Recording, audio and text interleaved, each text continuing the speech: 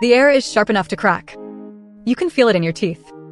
Under a limestone overhang near what will one day be Bonn, Germany, a fire spits fat into the consuming darkness. It's a lonely star in an ocean of Ice Age night. Smoke, thick with the smell of roasting meat and pine, tangles in the matted fur of coats.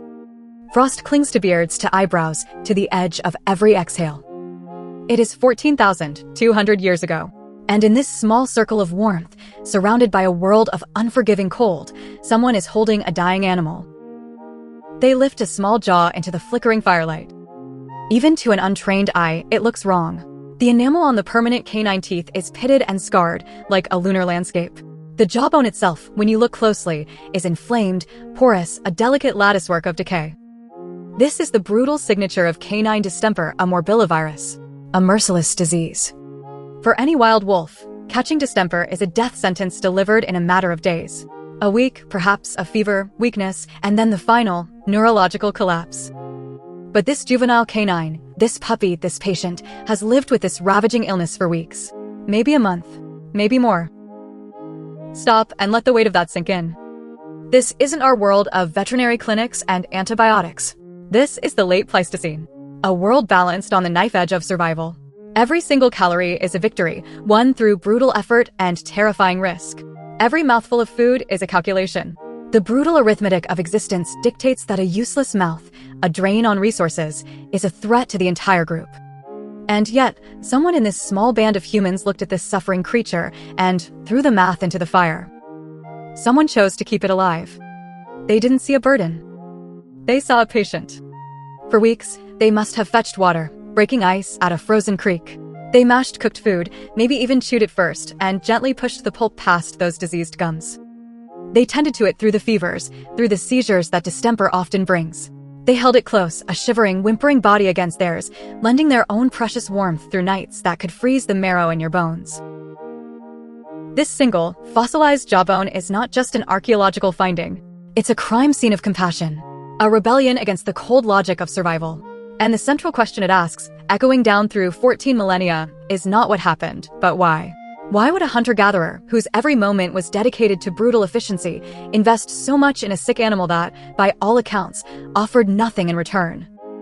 The answer to that question, it isn't about the invention of a pet. It's about the invention of us. It's about a pact, signed in firelight, an unwritten contract that would change the destiny of our species and wire a new emotion deep into the human soul. To understand the gravity of that moment, we have to become forensic detectives. The burial site, known today as Bonn-Oberkassel, is Exhibit A in our case file. The find, discovered by quarry workers in 1914, was spectacular. It wasn't just the dog. It was a formal, double grave, a man in his 40s, a woman in her early 20s, and curled with them, their companion. This wasn't a trash pit. This was a deliberate, ceremonial interment. And here's the clincher. All three skeletons, the man, the woman, and the dog, were dusted with a fine, blood-red ochre powder. Now, red ochre is one of the most significant materials in the Paleolithic world. It's found in ancient burials from South Africa to Siberia. To our ancestors, it was more than just pigment. It likely symbolized blood, life, and a connection to a world beyond this one. To sprinkle this precious, sacred powder over the body of a dog was to elevate it. It was a symbolic seal, a stamp of profound significance. It was a public declaration, saying this small creature wasn't property, like a spear or a flint knife. It was family. It was one of us. Modern veterinary pathologists have studied the bones like a sacred text, and they've pieced together a heart-wrenching timeline. The puppy likely contracted distemper at around 19 weeks old. It survived the initial, acute phase of the infection, something that is almost impossible without supportive care. But the virus lingered. It kept attacking its system. By 28 weeks of age, it was dead. That gives us a window. At least 9 weeks. Over 2 months of intensive, round-the-clock nursing.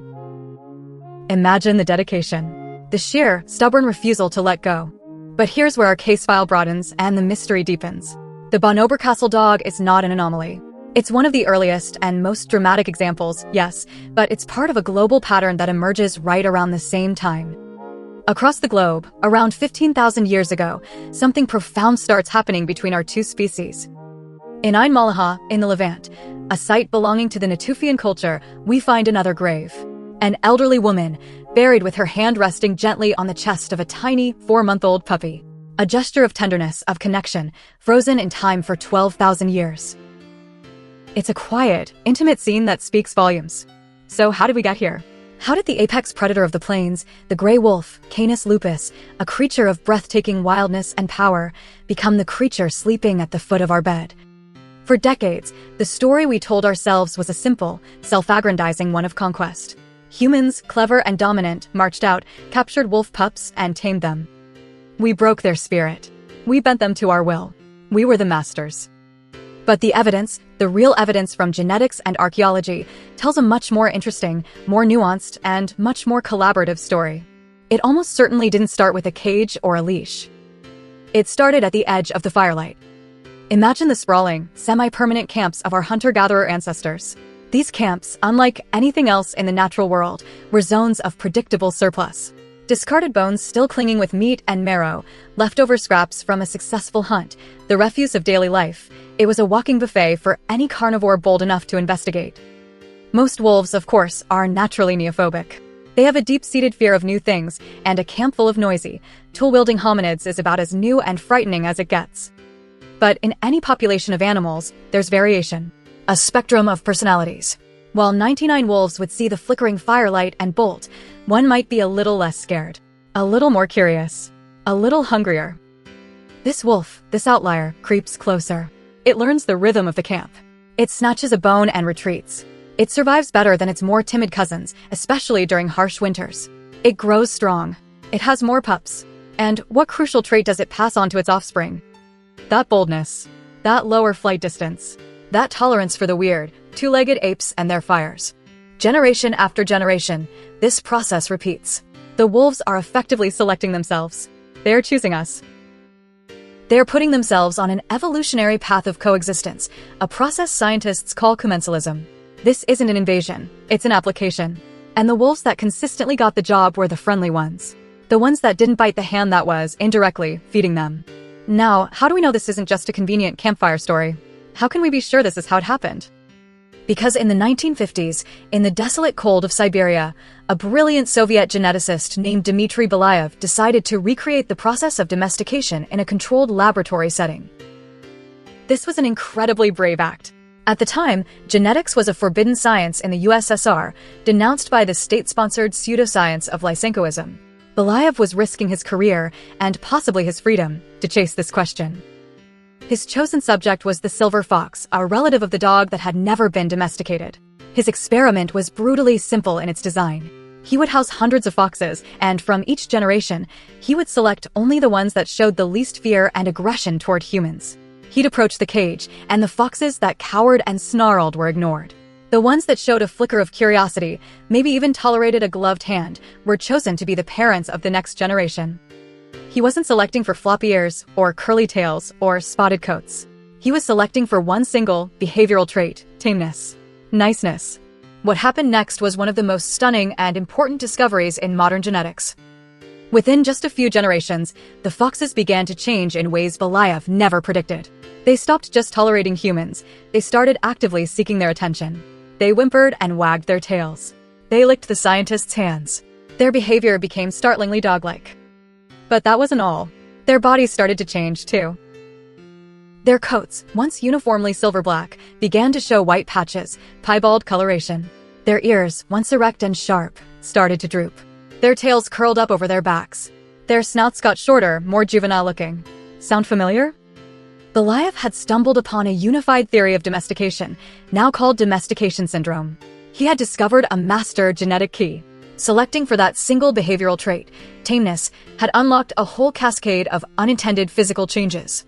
Later research suggests this is because the genes for friendliness are linked to the development of neural crest cells in the embryo, which are master cells that go on to form many different parts of the animal, including parts of the skull, the teeth, the ears, and the adrenal glands which produce stress hormones.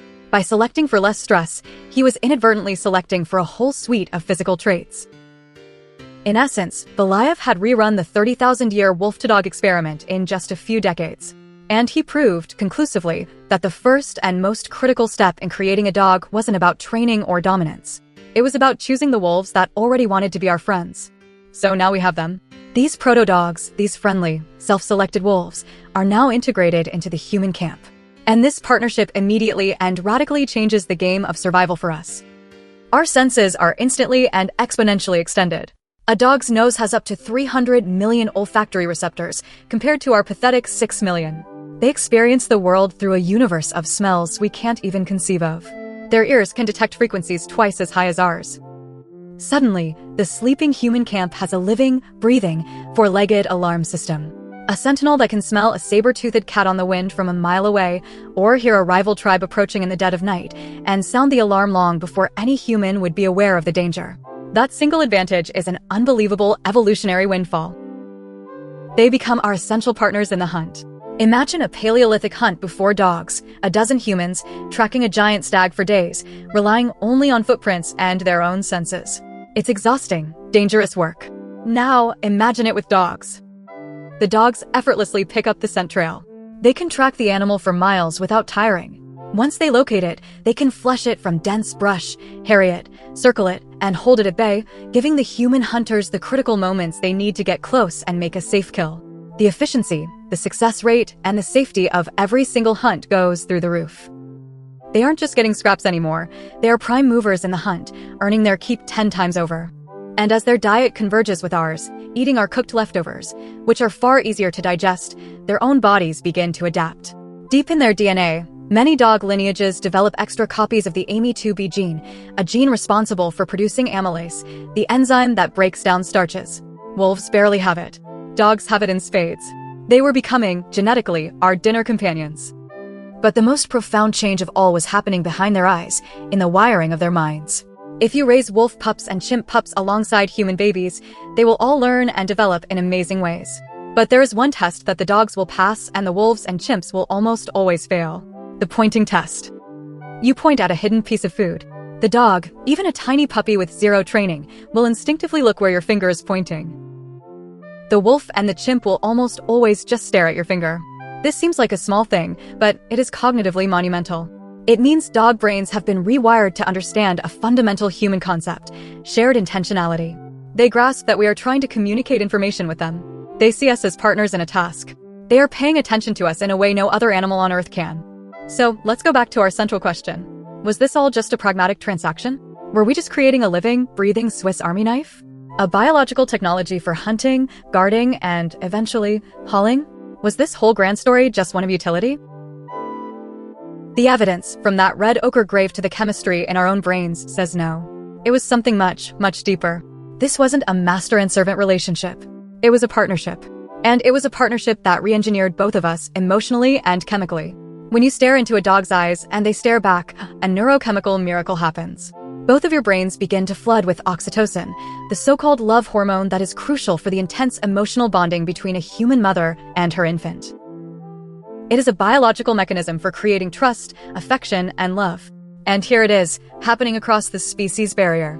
We literally evolved a chemical feedback loop to love each other. We outsourced our senses. We outsourced our vigilance. At the incredible Zhukov Island site in the Siberian Arctic, archaeologists found 9,000-year-old evidence of a sophisticated operation. Dog remains showing a consistent body size and harness-related artifacts, clear signs of selective breeding for sled dogs. We were literally outsourcing our logistics and transportation to our canine partners. We gave them food and shelter, buffering them from the brutal risks of the wild. They gave us their senses, their speed, and their unbreakable loyalty, buffering us from ours. This is the Firelight Pact. It's an unwritten treaty based on mutual aid and cooperation. And here is the real aha moment, the key to this entire story. This cooperation creates surplus. Surplus energy. Surplus safety. Surplus time. Surplus food. And what does a society with a surplus do? It can afford to do things that aren't immediately, brutally efficient. A society with a little breathing room can afford to develop culture.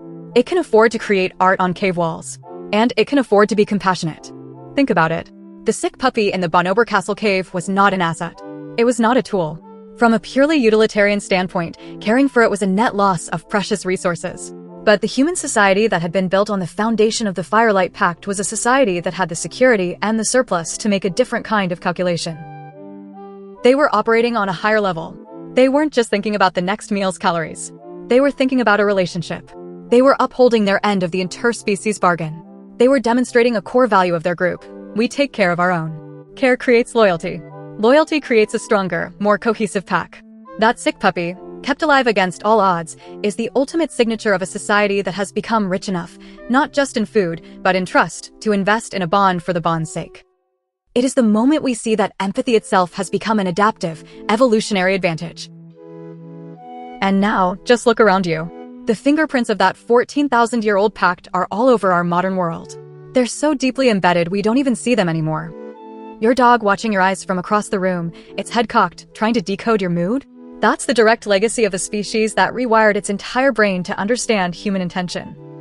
The entire structure of our urban day, the morning walk, the evening feeding, the fences in our yards, the billions of dollars we spend on veterinary care, it's all a modern, complex formalization of that ancient camp structure, a shared routine that reaffirms the pact day after day. And in our working dogs, we see the pact in its purest, most astonishing form. The search and rescue dog burrowing through earthquake rubble. The medical detection dog that can smell cancer on a person's breath. The service dog calmly guiding its human through the chaos of a modern city. These are our externalized senses, our outsourced mobility, our living, breathing partners. But the ghost of this ancient contract runs even deeper into the very architecture of our digital lives. The design language of our modern technology unconsciously echoes the principles of domestication. We select for user interfaces that are attentive, forgiving, and eager to help. We curate our social media feeds and train our AI algorithms using the exact same logic our ancestors used with wolves. We reward the versions that come closer to what we want, that give us the information or connection we seek. And we discard the ones that are aggressive, unhelpful, or bite. We are, in our very core, a species that domesticates. We build relationships with the world around us, constantly shaping it to be friendlier, more intuitive, and more cooperative. So let's return, one last time, to that bitter cold night, so long ago. To a shallow grave, a dusting of sacred red ochre, and the fragile jaw of one very sick and very, very loved puppy. The decision made in that cave, the choice to keep that fevered animal alive, to invest love and resources into a life that seemed to offer nothing in immediate return, wasn't a small, sentimental act. It was a fulcrum, a lever point in the history of the human heart. It was the moment we demonstrated, in the most profound way possible, that we finally understood the deepest lesson of the Firelight Pact, that a family, a true pack, is not defined by blood or by species. It's defined by who you are willing to keep warm by the fire. That selfless decision didn't just save a single dog. In a very real way, it helped create the very kind of human who is capable of building the complex, cooperative world we now inhabit. The story of the dog is the story of how cooperation became our species' superpower. And it's a perfect example of an invisible contract that shaped our history.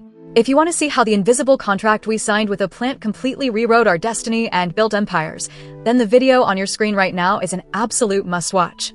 And before you go, subscribe for more journeys into the deep code of our human past. Now, I have a question for you, and it's an important one. What's the one thing your pet does that feels so profoundly, almost spookily human? Let me know in the comments below. I promise you, I'll be reading every single one. Thank you for watching.